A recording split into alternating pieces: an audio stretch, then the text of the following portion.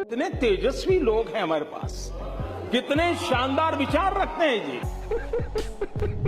ओ मेरे प्यारे प्यारे दोस्तों, क्या हाल चाल है? सब बढ़िया है? अगर नहीं है भैया तो कोई बात नहीं, इस वीडियो को देख कर हो जाएंगे, क्योंकि आज की इस वीडियो में हम आपको कारीगरों और कुछ बेवकूफ लोगों के ऐसे बेवकूफी भरे कारनामे दिखाएंगे जिनको देखकर आपके हंसते हंसते पेट में दर्द होने लगेगा। लेकिन बॉस, इसके लिए देखिए आपको वीडियो को पूरा एंड तक देखना होगा, क्योंकि लास्ट में तो भैया आपको और भी मजा आने वाला है। तो चलिए फिर बिना टाइम वेस्ट किए शुरू करते हैं आज की इस मजेदार वीडियो को।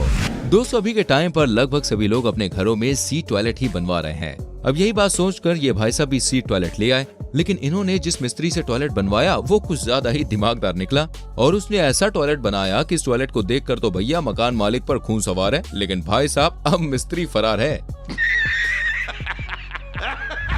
दोस्तों, बरसात के पानी को निकालने के लिए अक्सर सड़कों पर नाले बहते हैं ताकि सड़कों का सारा पानी उनसे होकर बाहर निकल जाए। लेकिन दोस्तों, जरा आप इस नाले को देखिए भाई, इसको देखकर तो ऐसा लगता है जैसे ये छोटी मोटी बारिश के लिए नहीं बल्कि बाढ़ जैसे हालातों के लिए बनाया गया है।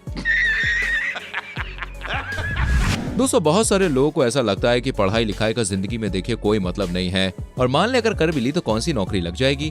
लेकिन दोस्तों, पढ़ाई लिखाई का मतलब सिर्फ नौकरी करना ही नहीं होता।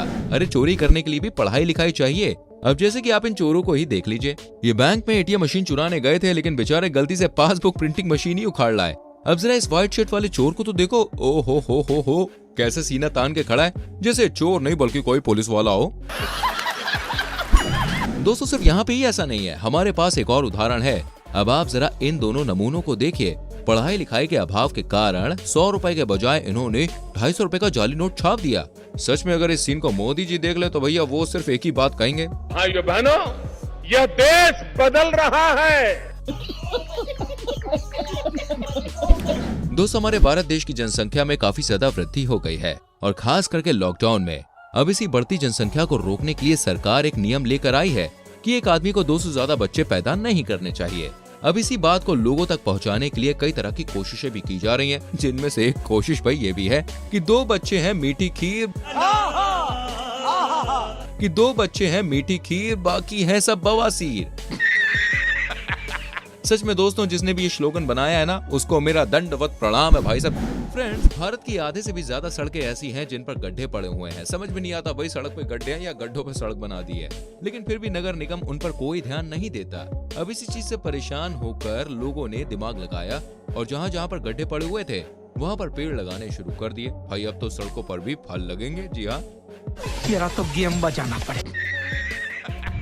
दोस्तों, कुछ लड़कियों में अब तक भाई टिकटॉक का भूत सवार है, और उन्हें जब भी मौका मिलता है तो वो अपना टैलेंट दिखाना शुरू कर देती हैं। अब जैसे कि यहाँ पर ये जो मोहतरमा है, ये अपना एक डांस का वीडियो शूट कर रही थी, लेकिन भाई डांस करते करते कुछ ऐसा कांड हो गया कि भाई साहब मैडम तो बस अपना पिछवाड़ा ही मलती रह गई। नो। हाँ भाई, कैसी लगी? आगे स्वाद।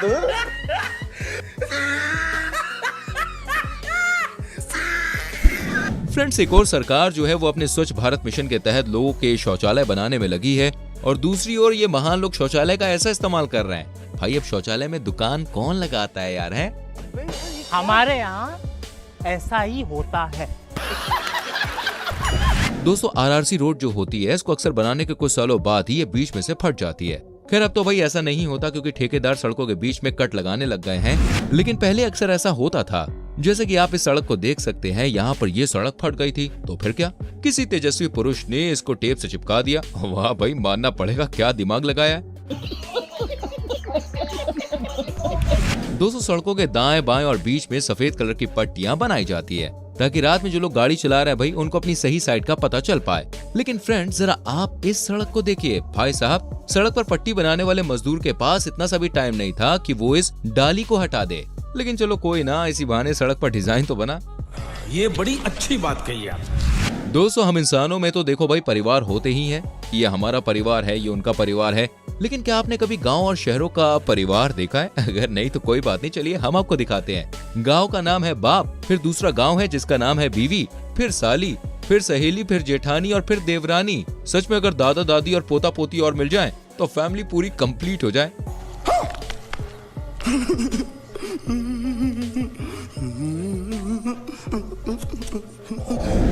भैया जैसे ही 15 अगस्त और 26 जनवरी के दिन नजदीक आते हैं, वैसे ही स्कूलों में जमकर तैयारियां जो होती हैं वो शुरू हो जाती हैं। कोई कविता की तैयारी करता है, तो कोई भाषण की करता है, तो कोई स्टंट की करता है, भाई तो कोई डांस की करता है। लेकिन इतनी तैयारी करने के बावजूद भी कभी कभी बच्चे स्टेज पर कुछ ऐसा कर बैठते हैं जिन्हें देखकर काफी ज्यादा हंसी आती है। अब कुछ ऐसा ही देखने को मिला यहाँ पर भी। स्कूल में 15 अगस्त के मौके पर बच्चे अपनी प्रस्तुति दे रहे थे और लोग उनकी वीडियो भी बना रहे थे। तभी एक लड़की मंच पर आकर 15 अगस्त के मौके पर शायरी बोलने लगती है, लेकिन पता नहीं बेचारी शायरी बोलते बोलते कहाँ खो जाती है और कुछ ऐसा बोल देती है जिसे सुनकर आप अपनी हंसी पर यार कंट्रोल नहीं कर पाएंगे।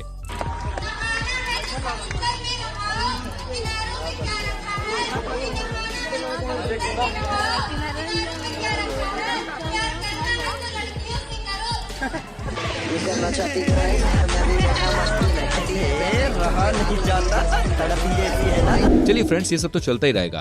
अब मैं आपसे एक बहुत ही सरल या आप इसे कठिन समझे, जो भी आप समझे, मैं आपसे एक सवाल पूछने वाला हूँ। आप इस इमेज को बड़े ध्यान से देखिए और कमेंट में मुझे बताइए कि आखिर इस इमेज में क्या मिस्टेक है। अगर आपने भैया मिस्टेक बता दी ना, तो समझो मेरी नजर में आप दुनिया के सबसे दिमाग वाले आदमी हैं। तो जल्दी से मिस्टेक ढूंढकर मुझे कमेंट करके बताइए। दोस्तों, लॉकडाउन के टाइम पर स्कूलों की ऑनलाइन पढ़ाई चल रही थी। अब इसी पढ़ाई के चलते एक पिता ने अपने बच्चों से पूछा कि बेटा आज तुमने ऑनलाइन क्लास में क्या सीखा। तो इस पर बच्चे ने अपने पापा के सामने उनके आज के ज्ञान को इस तरह से बताया कि भाई साहब मेरी तो अभी तक हंसी रुकी नहीं रही, और दूसरे वाले बच्चे ने तो भाई कमाल ही कर दिया।